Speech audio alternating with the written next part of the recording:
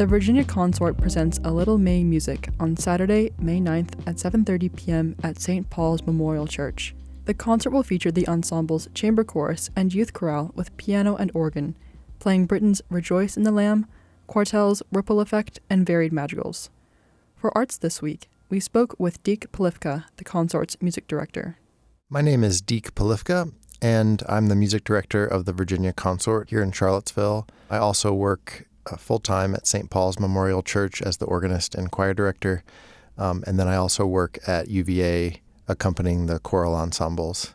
On May 9th, Saturday, May 9th, we have our season-ending concert, and it is called A Little May Music. We have really diverse repertoire for that, everything from Renaissance madrigals to Latin-inspired setting of Psalm 150 sung by our youth chorale, to Rejoice in the Lamb by Britain, and Ripple Effect, which is a new work by Sarah Cordell, a Canadian composer. So all kinds of things on this program, a real eclectic mix. The concert opens with 5 very diverse madrigals, and 3 of them are early from the Renaissance period, one in English, one in French, and one in Italian, to show that style. And then interspersed with that are 2 modern madrigals by Morton Lauridsen, who is a living composer, very famous, and these are some of his earlier works, very beautiful. So a madrigal is a short piece, sometimes based on a folk song, but usually in the vernacular language. So you have, Renaissance composers who are writing really high-level church music that would also write these sort of popular pieces with stories about life, not just sacred music kind of text, but one of the madrigals that we're doing is about a woman praising her husband for doing all the chores around the household, and that's why she loves him, that kind of thing. So there's always a story, and so you get to see a different side of the composer, and it was really common for those composers to write both in the sacred realm and in that more popular style. So think of it almost as popular music at the time.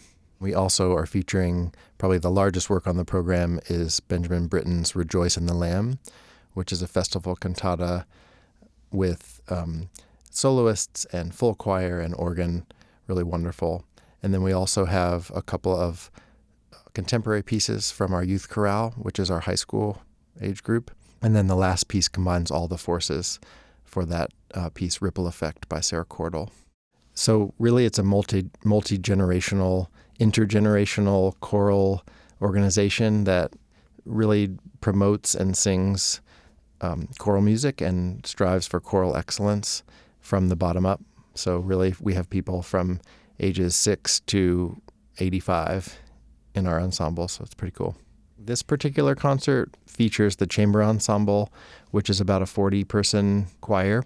We have a lot of music teachers in that group, but all serious musicians, people from all different walks of life, particularly young professionals, teachers, and people that do other things that just have always sung and loved choral music.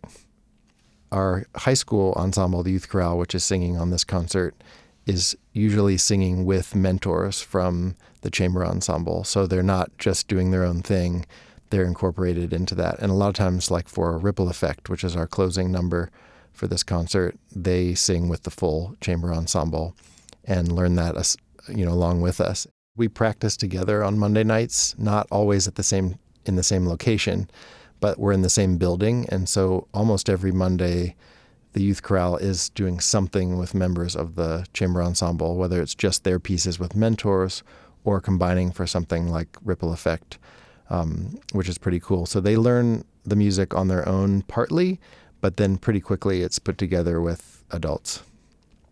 So it's a pretty unique system and experience for them, different than their high school choir. It's a little bit daunting sometimes to plan this May program because it can be anything, but I usually try to find one central work that we haven't done recently or ever before, and then build the concert around that. And so in this concert, we started with Rejoice in the Lamb, which is like a 17-minute cantata, and then thought what could go with that. And that cantata is very contrasting in its movements and styles. It has everything The text is very wild as well from Christopher Smart. And so along with that, I thought, okay, we can incorporate with that some other things like the diversity of languages, which is talked about in the Britain in our madrigals, and also the idea of ripple effect, combining all the groups and creating a whole new rich texture of 7-part choir. It's pretty cool. You can do a lot with even a 40-person ensemble or 12 high school singers. And so you'll hear solos, you'll hear 7-part piece with all of those forces. You'll hear sort of simple but delightful madrigal settings. You'll hear different languages from Spanish to Italian to French to English. You'll hear different instruments from organ, piano, a cappella, hand percussion.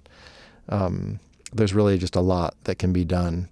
And we try to think about the venue that we're at. And so St. Paul's has a really wonderful organ and also a fantastic echoey acoustic that's very live. And so I'm always thinking about that when we choose the repertoire of the space.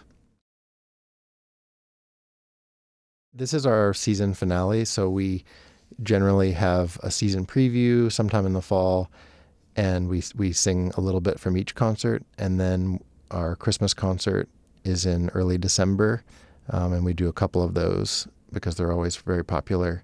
And then starting in January, we meet the adults as a festival chorus, which is a larger expanded group, which is meant to sing with full orchestra. And so our March concert, which is usually the first week of March, is that mid-season Masterworks concert with full orchestra and festival chorus and usually soloists and all kinds of things. And then the May concert is more of a chamber concert with our chamber ensemble and youth chorale.